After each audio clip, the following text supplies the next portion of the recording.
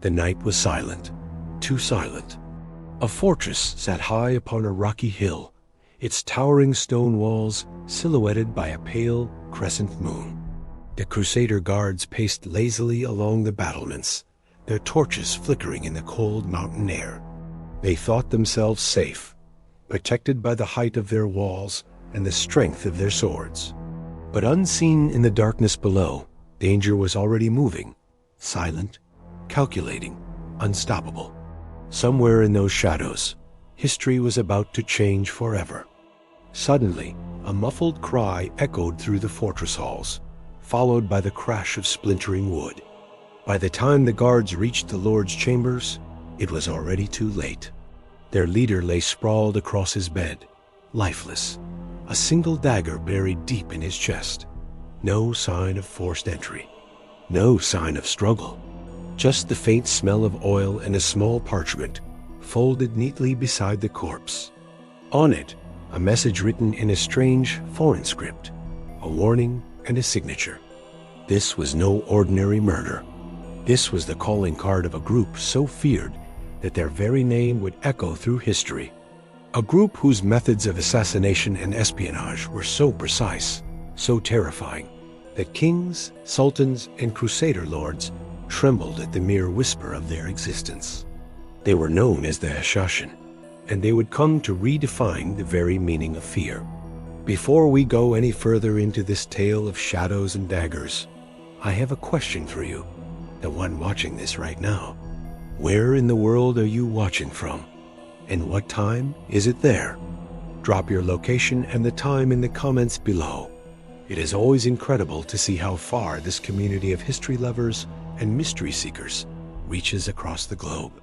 And while you're at it, don't forget to like this video, share it with a friend who loves history and conspiracies, and subscribe to Ancient Spy Files so you never miss another journey into the darkest secrets of the ancient world. Now, let's return to the shadows. For centuries, the Hashashin moved like ghosts through the mountains of Persia and Syria. They didn't possess vast armies like the Crusaders or the Mongols, nor did they rule mighty kingdoms filled with wealth and power. Instead, they wielded a weapon far deadlier than swords or bows, fear itself. Their victims were not random, and their methods were unlike anything the medieval world had ever seen. They used infiltration, disguise, intelligence gathering, and precise strikes that disrupted entire empires. Imagine being a king or sultan in the 12th century. You're surrounded by guards, locked away behind stone walls, believing yourself untouchable. And then, one morning, you wake to find a dagger lying on your pillow, its blade engraved with the mark of the Hashashin. No one saw anyone enter. No one saw anyone leave. That single silent threat was enough to break even the strongest ruler. In many cases, the psychological impact of their mere reputation accomplished more than the killings themselves. Rulers would pay vast sums of gold just to buy safety, while others, consumed by paranoia, turned on their own advisors and generals, plunging their courts into chaos. The origins of the Hashashin trace back to a turbulent period in Middle Eastern history.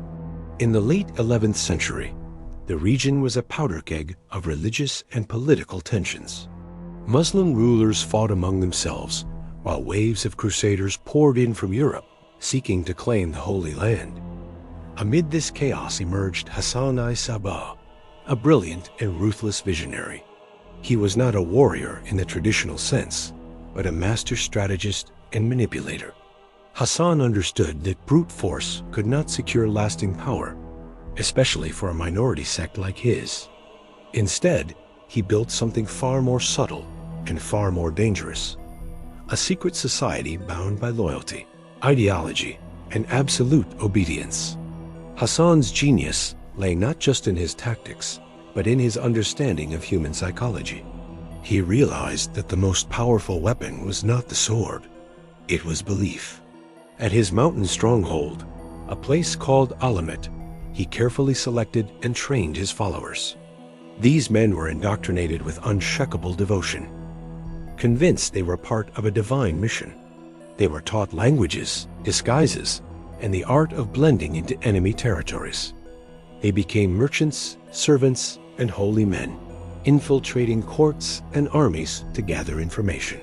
When the time came to strike, they did so with precision and terrifying calm, often accepting death as part of their mission.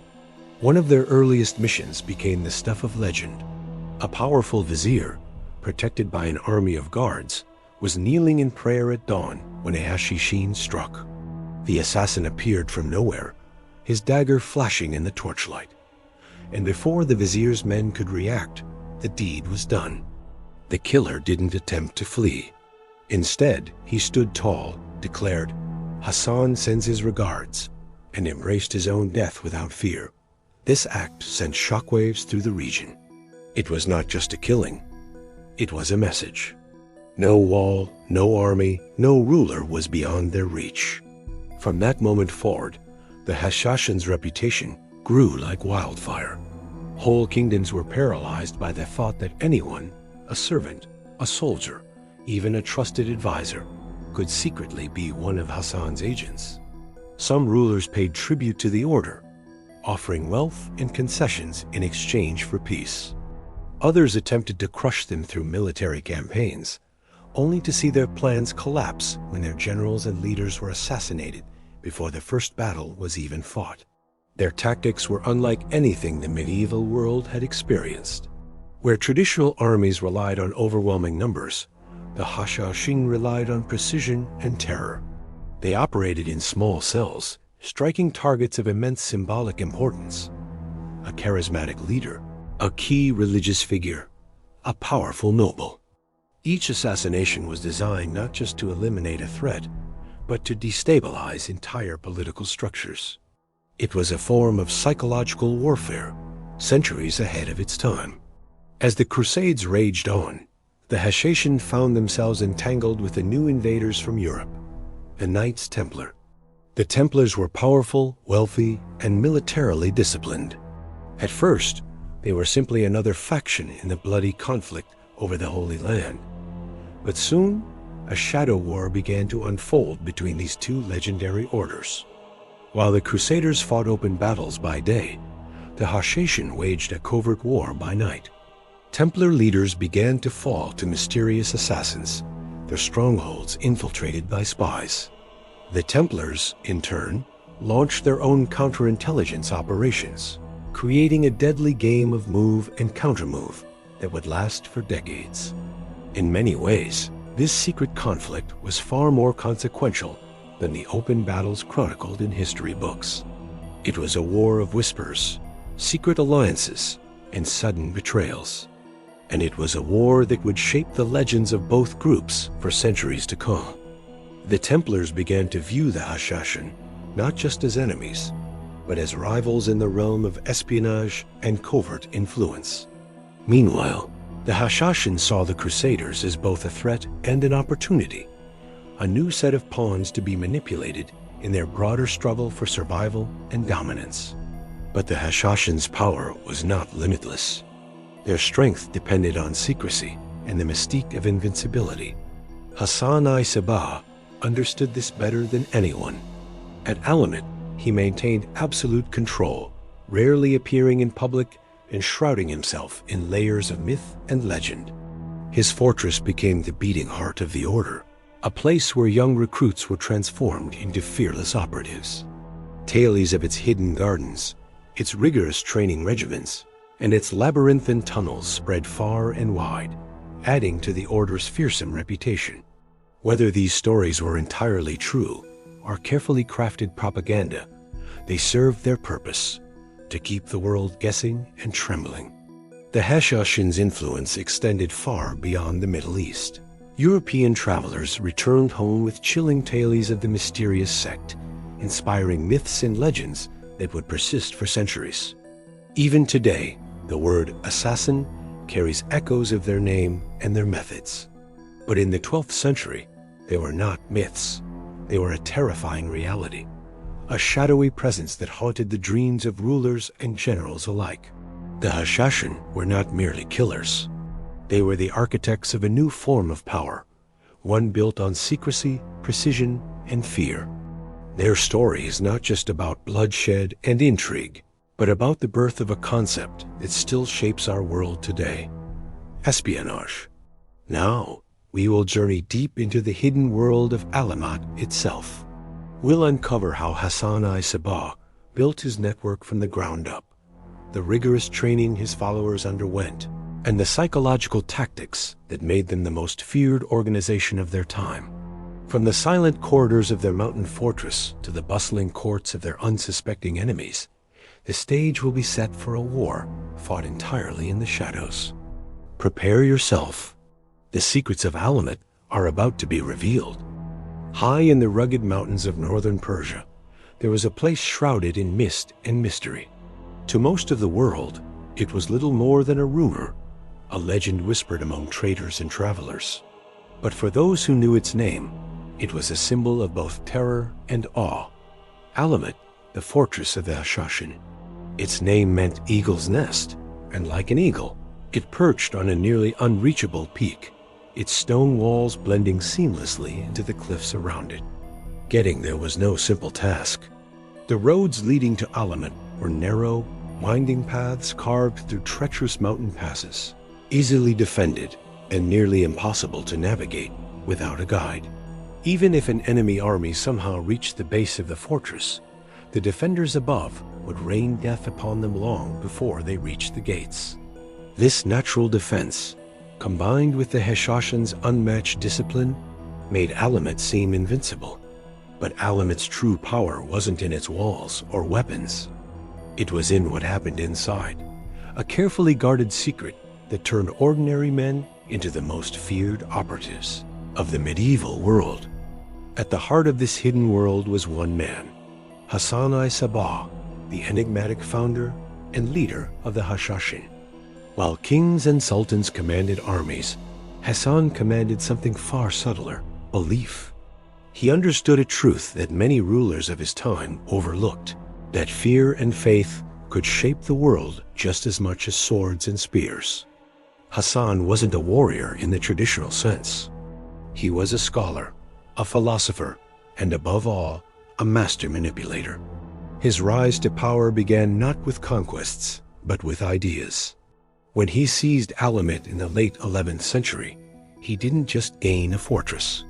He gained a stage, a secluded stronghold from which he could construct an entire system of psychological control.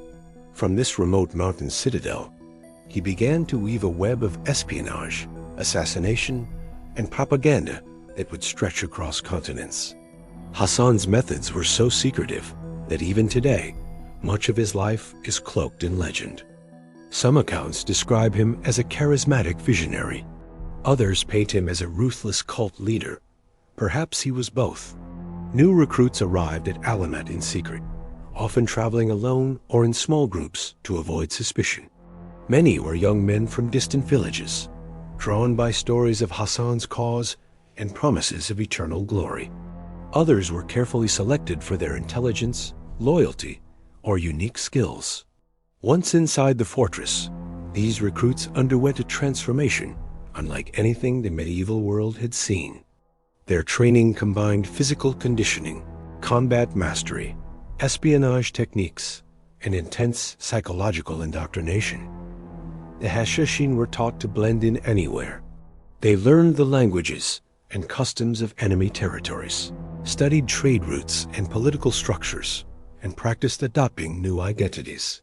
One day they might pose as merchants, the next as servants, the next as wandering mystics. Disguise was their weapon, deception their shield.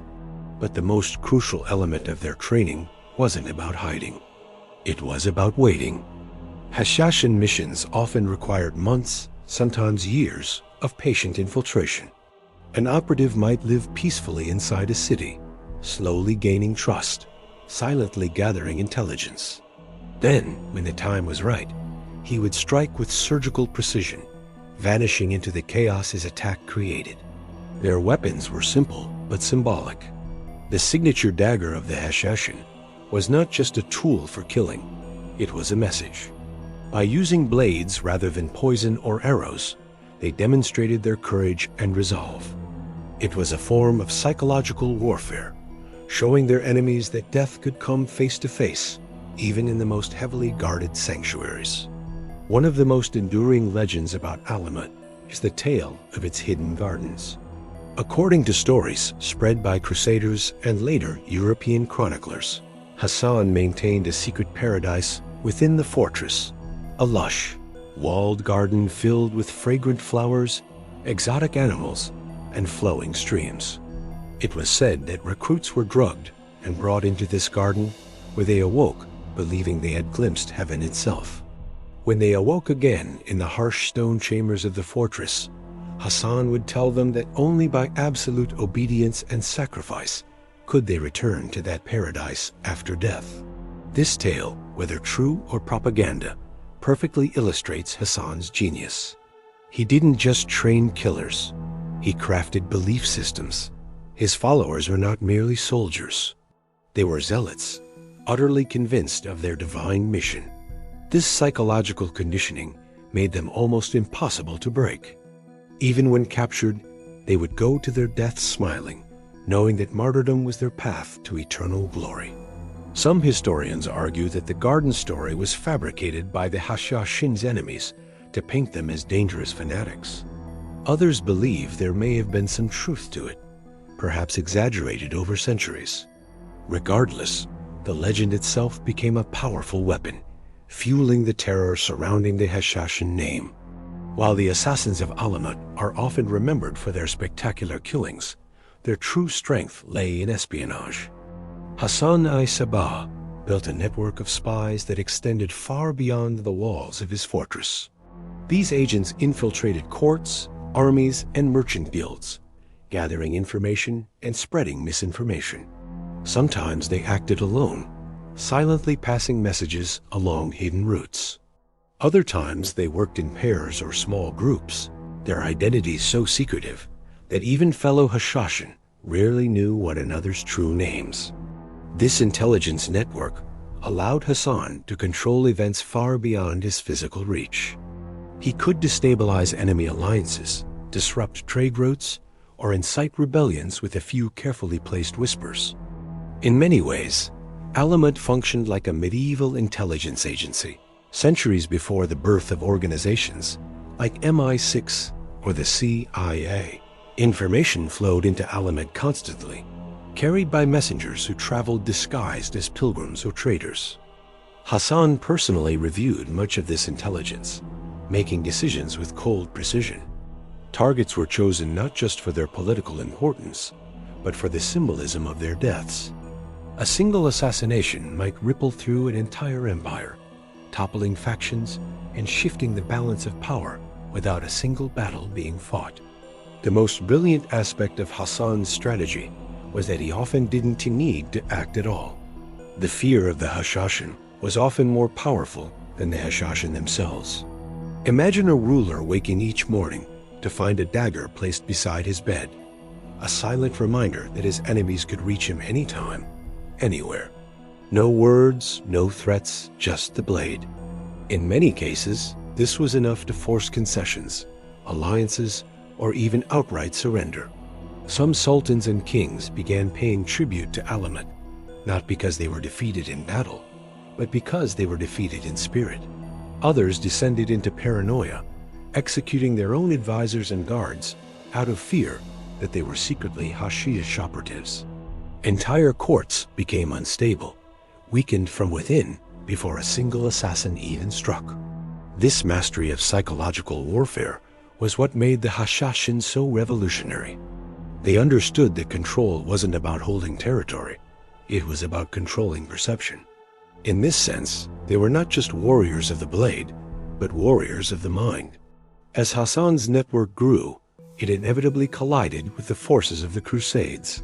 The arrival of the Knights Templar in the Holy Land brought a new kind of enemy, disciplined, wealthy, and relentless. At first, the two groups clashed indirectly, their goals overlapping but not fully opposing. But as the Templars expanded their influence, they became one of the few organizations powerful enough to challenge the Hashashin. This sparked a shadow war unlike anything the world had seen. Templar commanders began to vanish under mysterious circumstances. Crusader supply lines were disrupted by sabotage and misinformation. In response, the Templars developed their own counterintelligence efforts, creating a deadly chess match of spies and assassins.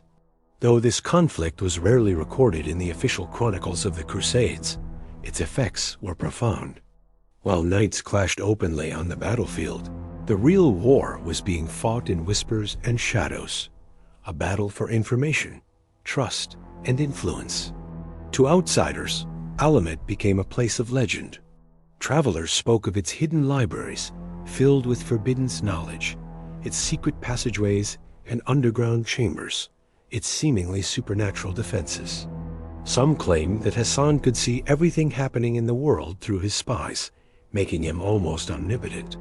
Whether these stories were true or exaggerated, they served to amplify the fortress's reputation. Even the name Alamut struck fear into the hearts of rulers. To speak it aloud was to invoke the power of an invisible empire, a network that could not be destroyed by conventional means. But this mystique was carefully cultivated. Hassan understood that perception was as important as reality. By keeping the fortress isolated and its operations secret, he ensured that no one truly knew the full extent of his power. This uncertainty made the Hashashin seem even more dangerous than they were. We stand at the gates of Alamut, looking inward at the machine Hassan built, a machine fueled by loyalty, secrecy, and terror. From here, his influence would spread outward like a spider's web, ensnaring both Muslim and Crusader leaders alike. But even the most perfect web can be torn apart. Now we will witness the hidden war between the Hashashin and the Knights Templar, a clash of two legendary orders. One fought with swords and armies, the other fought with daggers and fear. And in the shadows, history itself would be rewritten. The Crusades were raging, and the world's most powerful military orders were locked in a bloody struggle for control of the Holy Land. But beyond the battles, waged in broad daylight, another, darker war was being fought. A war that history books rarely mention. This was the conflict between two secretive and fanatical brotherhoods. The Knights Templar, champions of Christendom, and the Hashashin, masters of fear and assassination. While armies clashed openly on the battlefield, these two organizations fought an invisible war in the shadows, a deadly chess match where every move was hidden and every mistake meant death. The Templars first became aware of the Hashashin through whispers and fearful reports from local rulers. Crusader knights spoke of mysterious killings that seemed impossible. Generals struck down in the heart of their own camps, messengers murdered while surrounded by guards, fortified castles breached without a single siege engine. At first, the Templars dismissed these tales as superstition, but soon the evidence became undeniable. In 1192, a shocking event shook the Crusader ranks. Conrad of Montferrat, the newly elected king of Jerusalem, was walking through the streets of Tyre when he was attacked by two men dressed as monks. Conrad was stabbed repeatedly and died on the spot, while his killers were captured and interrogated.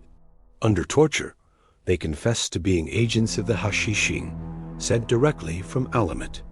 The message was clear. Not even kings were beyond the reach of Hassan's successors. The assassination of Conrad marked the beginning of a deadly rivalry. The Templars realized they were facing a foe unlike any they had encountered before. Not a conventional army, but a network of spies and killers who could strike at will. From that moment on, the Hashashin became a primary target of Templar operations. But targeting them was easier said than done. The Hashashin's power lay in their invisibility. They didn't fight in open battle, where the Templars' heavy cavalry and disciplined ranks would have easily crushed them. Instead, they relied on deception, infiltration, and psychological warfare. Their operatives blended seamlessly into enemy territory. A Templar commander might unknowingly dine with a Hashashin spy disguised as a servant. A Crusader camp might be infiltrated by a supposed merchant or priest, his true identity revealed only when the dagger struck. Even when they failed to kill, their presence sowed fear and paranoia.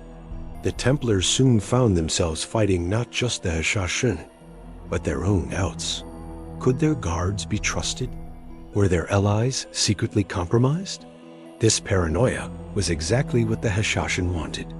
The more divided and suspicious their enemies became, the easier it was to manipulate them. The conflict between the two orders quickly escalated into a game of targeted killings. The Hashashin struck at key Templar leaders, aiming to destabilize their command structure. Templar masters, knights of influence, and even Crusader kings became targets. Each death was a carefully planned act of terror designed to send a message. One infamous case involved a Templar stronghold deep in the mountains of Syria. For months, its garrison had been plagued by rumors of an assassin hiding among their ranks. Guards were doubled, gates locked, and patrols increased. But one morning, the Templar commander awoke to find a dagger pinned to his pillow, its blade inscribed with the symbol of the Hashashin. No one had seen the intruder enter or leave. The commander abandoned the fortress within a week, convinced that he would be the next victim. The Templars retaliated in kind, though their methods were different. They didn't have the same network of undercover agents, but they had wealth, resources, and influence. The Templars began funding local warlords and rival Muslim factions to attack Hashashin territories. When that failed, they attempted direct military action, sending small strike forces into the mountains to destroy Hashan outposts. But Alamut remained untouchable, a fortress too well defended and too deeply hidden to be taken by force. As the Shadow War intensified, both sides resorted to double agents. The Hashashin were masters of infiltration, and some even posed as allies to the Crusaders, feeding false information to the Templars. In turn, the Templars bribed discontented members of the Hashashin to betray their own leaders. This created a complex web of deception where no one could be certain of loyalty. One story tells of a Hashashin operative who spent years embedded within a Crusader court, rising to a position of trusted advisor. When he finally struck, it wasn't with a blade, but with words. His false intelligence led to a disastrous military campaign that weakened the Crusaders and allowed the Hashashin to eliminate several key rivals. By the time his true allegiance was discovered, it was too late. The damage was done. The Templars also had their victories. In one daring operation, they reportedly captured a high-ranking Hashashin courier, extracting crucial information about planned assassinations. This allowed the Templars to preemptively protect certain leaders and even launch counterstrikes against Hashashin cells. But every success came at a heavy price. The Hashashin always struck back, often more ruthlessly than before. Amid the chaos of war, there were moments of unexpected diplomacy. Historical records suggest that at least once, the Templars and the Hashashin entered into temporary negotiations.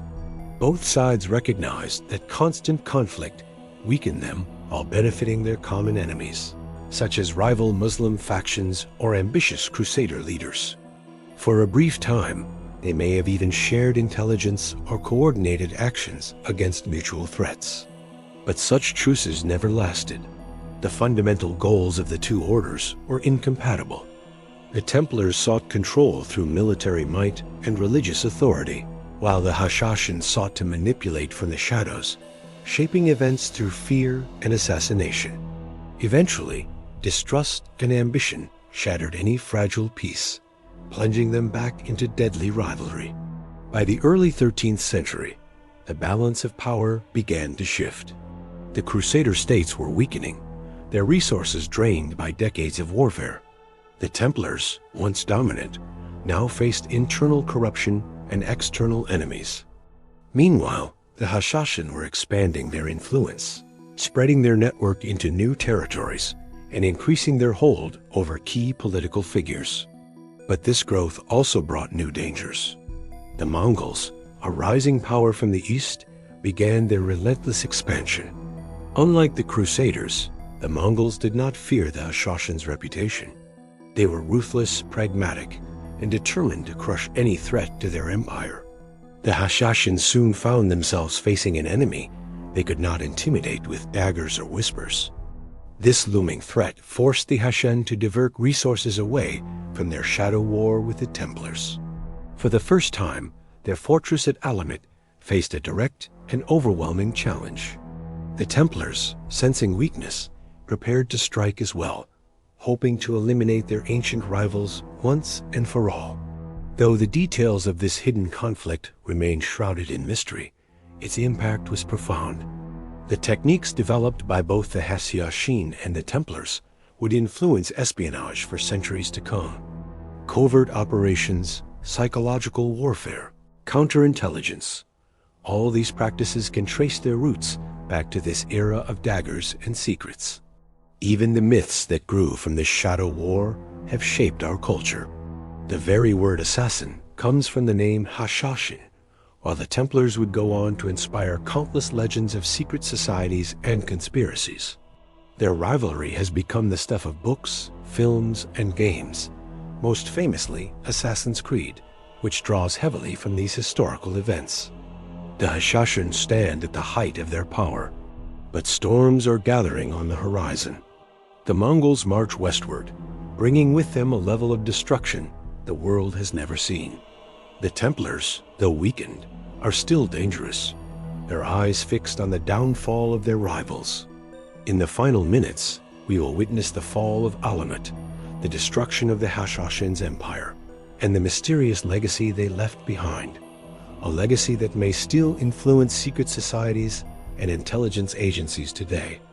The story of the world's first master spies is far from over, and the greatest betrayal has yet to come. The Hashashin had ruled the shadows for more than a century. From the impregnable fortress of Alamut, they had manipulated kings, toppled empires, and struck fear into the hearts of Crusaders and sultans alike. For generations, their daggers shaped the course of history.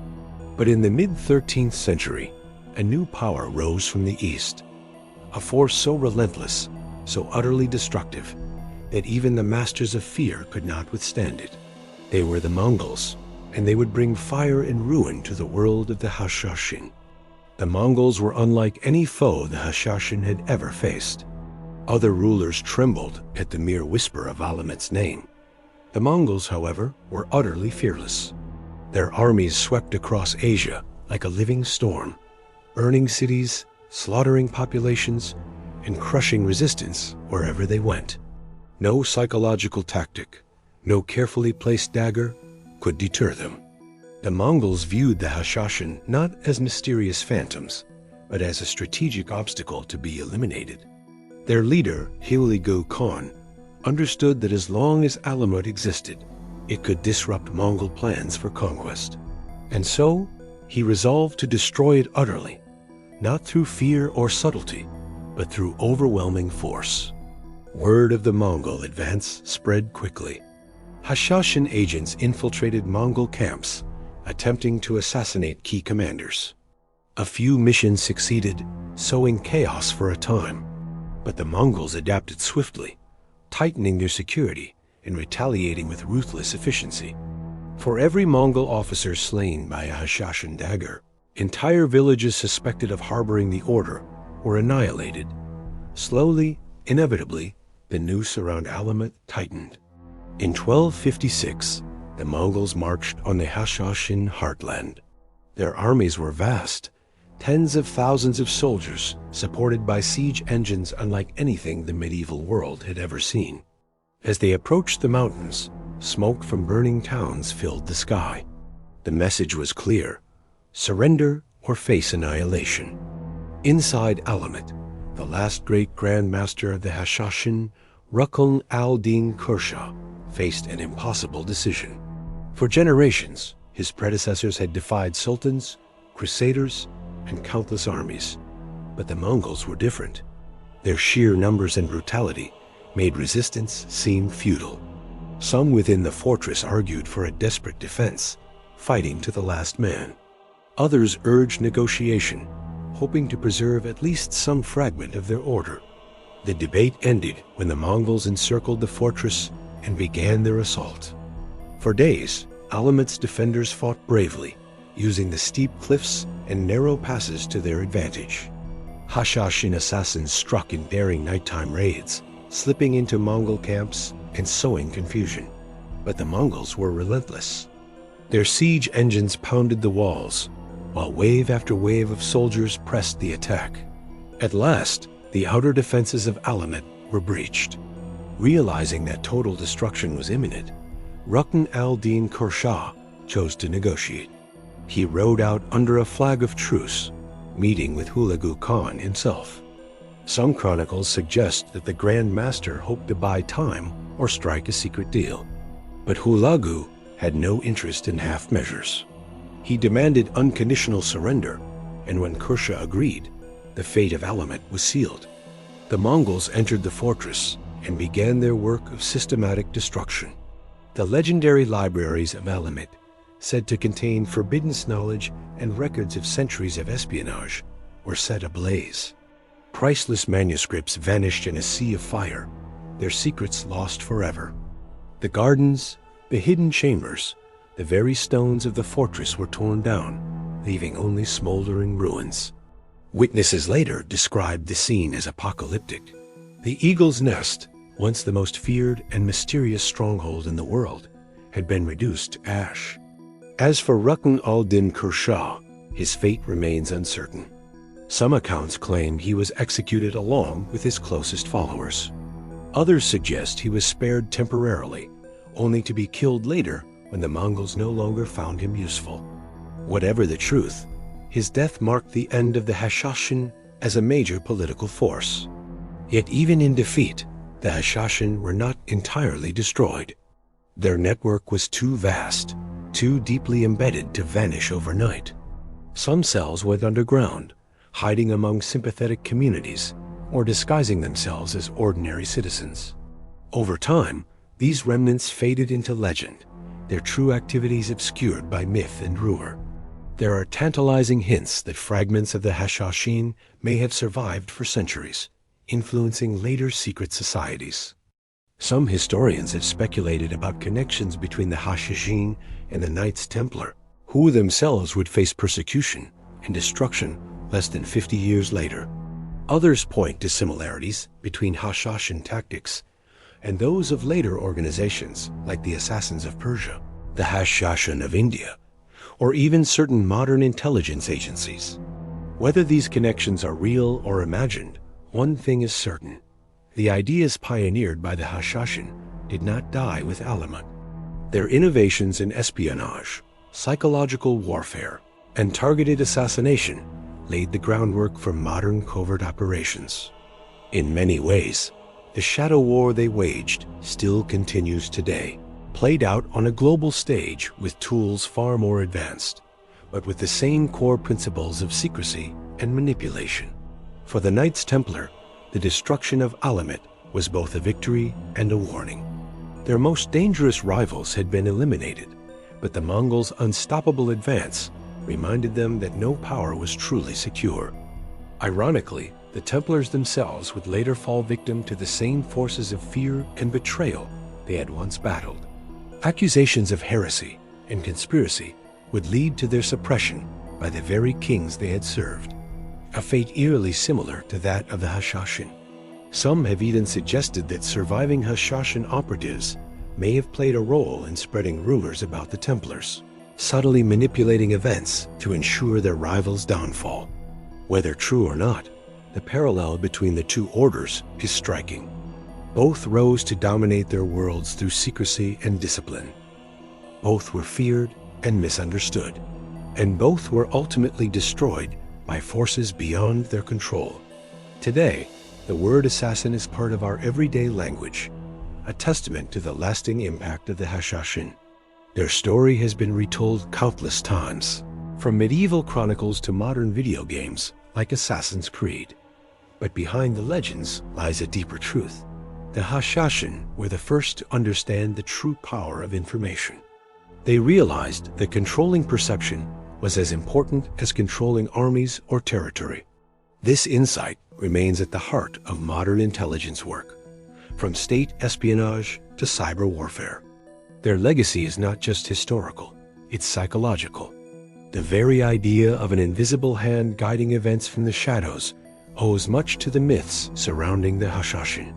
Even today, when we hear about shadowy cabals or secret societies, we are echoing fears first sparked in the mountains of Persia nearly 1,000 years ago. As the smoke cleared over the ruins of Alamut, the Mongols believed they had erased the Hashin from history. But they were wrong. While the fortress was gone, the methods, the mindset, and the myth of the Hashashin endured. Their story is a reminder that power does not always wear a crown or command an army. Sometimes the most dangerous forces in history are those that operate unseen, pulling strings from the darkness. For us today, their rise and fall offer a stark lesson. Fear can build empires, but it can also destroy them. Secrecy can protect, but it can also consume. And even the most invincible fortress can crumble when faced with a greater, more relentless enemy. As we close this episode of Ancient Spy Files, I want to hear from you. Do you believe fragments of the Hashashin survived, influencing later secret societies like the Freemasons or even modern intelligence agencies? Drop your theories in the comments below. I read every single one. If you've enjoyed uncovering the secrets of the world's first master spies, hit that like button, share this video with a friend who loves history and mysteries, and subscribe so you never miss what's coming next. Trust me, the next episode will take us even deeper into the shadowy networks that have shaped our world.